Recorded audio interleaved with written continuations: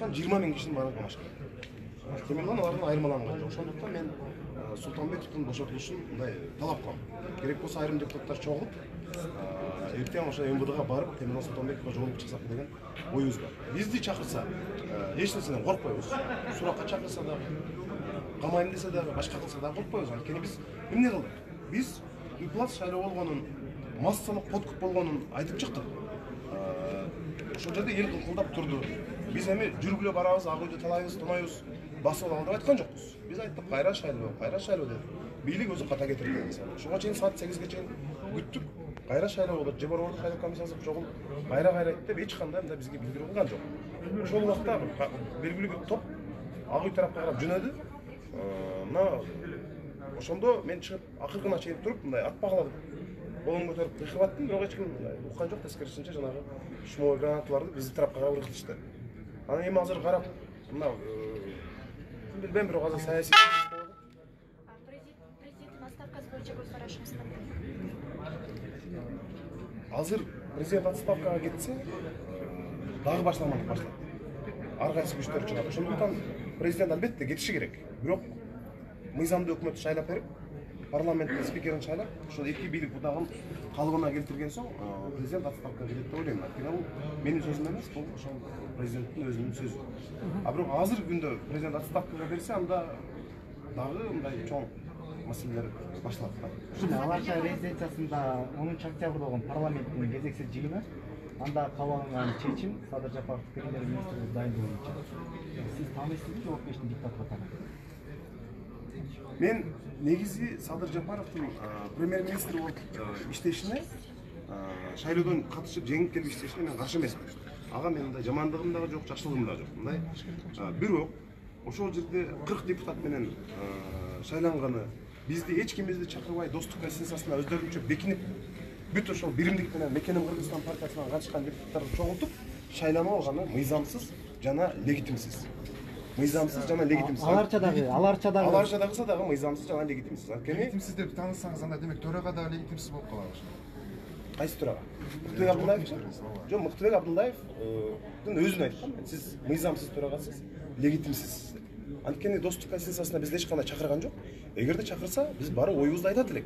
Ошол жерде сүйлөшөт элек. Балким программасы жакшы болсо, колдоп берет элекпиз. Азыр деле Садыр Жапаров келсе, техникалык өкмөт башчы болуп турайын, 2 айга иштейм деп мындай бир жакшына баарыбызды эмне үчүн бизди бөлөт, биз ошол түшүнбөйбүз да. Десе, балким Садыр Жапаровду колдоп беребиз. Мындай проблема жок. Президент документти кайра кайтарып турган парламентке Садыр Жапаров боюнча легитимдүү болуш керек деп. Кайра кайтарып турбу? Кайра кайтарып тур. Бүгүн кайтарса анда азыр? Азыр жазып атышат. Анда ушул жерден карашыбыз керек. Эми көпчүлүгү туура эмес үчүн атат да, жанагындай Садыр Жапаровдун кандидатурасын алып келет бул жерде. Ошол эми элестетсеңиз, 70 депутат катышпаса жыйынга, 50ге жакын депутат катышып колдоптур. Бизди чакырса, биздер келмекпиз. Булар бөлүнүп эле, беките калышып эле ошол биримдик менен Мекеним Кыргызстан депутаттарын чогулта калып эле, анан Жапаровду улам шайлатып атат. Бизге деле келип айтсын. Мен мондай кылам, программа. Садыр Жапаровду өкмөт башчылыгы коюуда менимче чоң проблема жок. Эмне үчүн аны койбошубуз керек? Эгерде ал программасы жакшы болсо, депутаттарды чогултуп колдосо, Садыр Жапаров келсе, балким биз аны деле колдоп беребиз. Бирок буга чейинкиси бизди жашырып жанагындай кылып атканы бул туура эмес. Жанар мырза бирок жазды го. Тиги ачык эле жазды го, жыйын болот деп. Бардыгы эле жазып атпадыбы? Бизди ошол убакта кадимгидей бөлүп атты. Достуктагысында беким биз жөнөйүн дедик биз. Айтышты, биз силер барсаңар киргизбейт экен, только ошо биримдик менен Мекеним Кыргызстан депутаттары ошолор колдойт экен деп. Биз дагы келип мындай кирип алсак болот элем, болбой эле мындай. Биз дагы киребиз депчи. Бирок биз ага барган жокпуз. Анткени кырдаалды күтүп турдук. Ошондуктан Жапаров келем десе проблема жок. Бирок ошол эле Темирлан Султанбековдорду камап, премьер-министр болуп болбой атып баргандай мындай бир мындай саясатчыларга, башкача ойлонгон адамдардын баарына мындай тарапкерлерин ар кандай кысым кылып атканы бул туура эмес негизи. Анан бизди дагы жектеп бөлбөш керек аларчы. Анткени биз ошол жерде чыгып, элди алып чыгып ошондой болгондо, анда Садыр Жапаров түрмөдө жатмак. Анткени ал киши түрмөдө жатканда мен такай болушуп турдум. Дайыма митингине чейин баргам. Садыр Жапаровдун сүрөтүн көтөрүп, ошолдо кыйкырып, бул адилетсиз камалып атат деп. Бирок мындай чыгып эле кайра башкача мамиле кылган мындай туура эмес да. Бирок биз дагы ошол ойдон кайтып элекпиз. Эгерде Садыр Жапаровдун кандидатурасы келсе, толук парламент чыгарса, башкалар менен салыштырып көрөлү. Эгерде кризис болуп, чын эле Садыр Жапаровдай ачык лидер жок болуп атса, биз аны талапкерлигин колдоп берүүгө балким макул болобуз. Темир мырза, сиз мындай коркутуулар болуп атат десеңизде, кимдер экенин атап бере аласызбы? Ким тараптан коркутуулар деп? Эми анын атын атай албайбыз азыр. Анткени белгисиз да. Конкреттүү бирөө чыгып мен Баланчаев деп коркутуу болгон жок. Бирок толтура СМСтер ар кандай. Эмнеден коркутушту? Эки балаң бар, кайсы мектепке барарын биз билебиз. Кыргызстандан чыгып кет, же болбосо саясаттан кет азыр. Биз сени билебиз, үйүңдүн адресин билебиз. Мен аны мындай прессага жарыялайм жакында, анткени аны барыбыз чогултуп койгонбуз. Бирок аны эми конкреттүү ким кылганын биз билбейбиз. Мен эле эмес, мен мындай үй бүлөмө, келинчегиме дагы ошондой СМСтер келип атканы, бирок конкреттүү бир телефон номерден эмес, интернеттеги жанагы фейк баракчалар бар. Анын IP адресин тактаса болот мен. С чем вы связываете угрозы? В связи с чем они поступают к вам?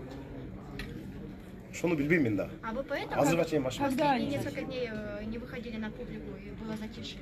Жок, биз тынбай иштеп аттык.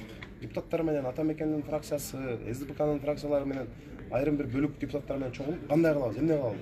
Мен деле айтып атам, туугандар, Садыр Жапаров болсо Садыр Жапаров, аны эмне тура кетти? Анда аны колдойлу. Иши кылып бир мыйзамдуу талаапка түшөлү деп. Бирок бир гана өкүнгөнүм, жаштар 10 миңдеген жаштар Ала Тоо аянтына кылкылдап чыккан. Чыгып таза шайлоо болсун, массалык подкуп болбосун, бир жаңы адамдар өкмөткө келсин дедик. Биз ошол нерсебизди каралбай калдык.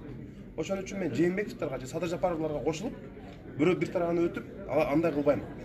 Мен ошол аянтка чыккан жанагы жаштардын жаңылануу болсун, бир жаңы кан келсин, башкача жашоо болсун деген, мен ошол позицияман тайбайм. А вас Когда не к вам было начали 9-го, да, поступать на площади? угрозы? 9-го на площади вы были? Жана Атамбаевдер келгендеби? Атамбаев жок. Вас не было. Почему? Мен бардым, площадька бардым. Ошол жерде мен алган сүрөттөрүм бар, бирок элге чыгып сүйлөгөн жок. Анткени карасам, Алмазбек Атамбаев турат ал жерде. Да Албек Ибраимовдор баштаган адамдар турат. Мен алар менен мындай 5-октябрда биз Атамбаевге кошулабыз же башка деп чыккан жокпуз. Бир гана нерсе, биз ушундай кризис болуп калды. Бизге айтышты, Садыр Жапаровдун соту бүтө элек, ал шайлоого катышат экен, сотто каралып атат деди. Биз кризис менеджер карадык. Бир күчтүү өкмөттүн ишин билген бирөөнү карадык. Жаштардан деп ойлодук, бирок жаштар келип эле азыр экономиканын могу кыйраган акыбалды бутуна тургузуп кете албайбы деп мен Тилек Токтогазиев менен сүйлөштүм. Айттым, Тилек, биз мындай бир тажрыйбалуу бирөөгө, опытный өкмөттөн мурда иштеген бирөөлөргө берели азыр. Жанагы жаштар келип алып, азыр проблема болот. Андан көрө сен өкмөткө баргыла, мына жаштардын талабы жаштар деп атат. Биз шайлоого барабыз. Деп анан сүйлөштүк. Бир бол, реформа, Атамекен, республика болуп сүйлөшүп, анан Өмүрбек Бабановдун анын өзүнүн ою деле жок болчу. Бирок биз абдан карадык. Ким азыр барып кризис менеджер болуп, кийин шайлоого катышпай, ушу бир 2-3 айга келип өкмөттө азыр туруп, мындай бир экономиканы карап тегиздеп тура турган деп. Анан биз Бабановдо айттык, сиз барыңыз. Кийин шайлоого катышпайсың, мен шайлоого катышпам. Туура көрсөңөр, могу кризистен чыгарып берейин деди. Ошо менен сүйлөшкөндөн кийин биз тарадык. Бирок кийин Бабанов форумга Атамбаевга кетип калганын көрдүк. Мен дароо эле каршы чыктым. Өмүрбек Татаович, биз азыркы бириккен партиялар өзүнүн кандидаттарын коюп көрөлү. Депутаттарды чогулталар резиденцияга. Эгер өтпөй калсаңыз өтпөй каласыз. Садыр Жапаров өтсө, Садыр Жапаров өтсүн. Өтүңөрдү карайбыз дедик. Анан бирок андай болгон жок. Өмүрбек Бабанов ошол Атамбаев менен кошулуп чыккандан кийин бир аз коомчулукта негатив кетти. Мен дагы өзүм ошол Атамбаев, Албек Ибраимовдор менен чогулуп жанагы жерде турганды өзүм каалаган жокмун. Скажите, пожалуйста, вы поддерживаете введение режима ЧП? Вы считаете, это депутаты должны поддержать или нет? Ошону өзүм чечелек деп атат. Это не решил, сейчас посмотрим, какие доводы есть. Ошого жараша көрөбүз. Жанар коммент жазып атат да, буту эмне болуп тур депчи. Бутуму кааласаңар көрсөтүп берсем деле болот. Жок, кандай абалыңыз кандай? Абалым жаман эмес, жакшы. Мен кечээ да ошентип келиптир. Бир-эки журналистке анан шымымы чечип мен бутумду көргөзүп бердим мына деп. Мынандай шумовой гранатанын жанында осколоктор кирген, качы. Анан жанагы жерде бирөө жазыптыр дейт мага. WhatsApp'тан жөнөтүп атат да. Бул бутун кармап алыптыр, бул бутун. Врачтар менин болжагым. Гранатанын осколокторун араң суруп чыгышты. Азырга чейин мындай турат да. Эгер мындай көрөм десеңер мен бутумду көрсөтүп да бере алам деп шымымы чечип туруп. Анан мен канча эле ошентип эметейин. Даже мен жыныс шымдарымы мындай тешип кирип кеткен. Резиновый ок дагы эме дагы көгөрүп, анан эми 3 күн врачтар карады, таңып эметкенден кийин жакшы болуп калды. Менде видеолор бар, эми аны Жок, ошол окуялар боюнча кандай кайра аласыңарбы?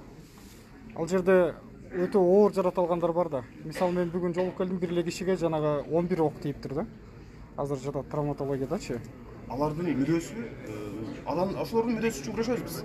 Больницага мен да барып келдим 2 күн мурун. Баарына кабар алып, колубуздан келишинче дары-дармегине колдоо көрсөтүп, баарынан кабар алып келдик. Азыр эми кворум болуп калды менимче, азыр жыйын башталса калганына көрөбүз.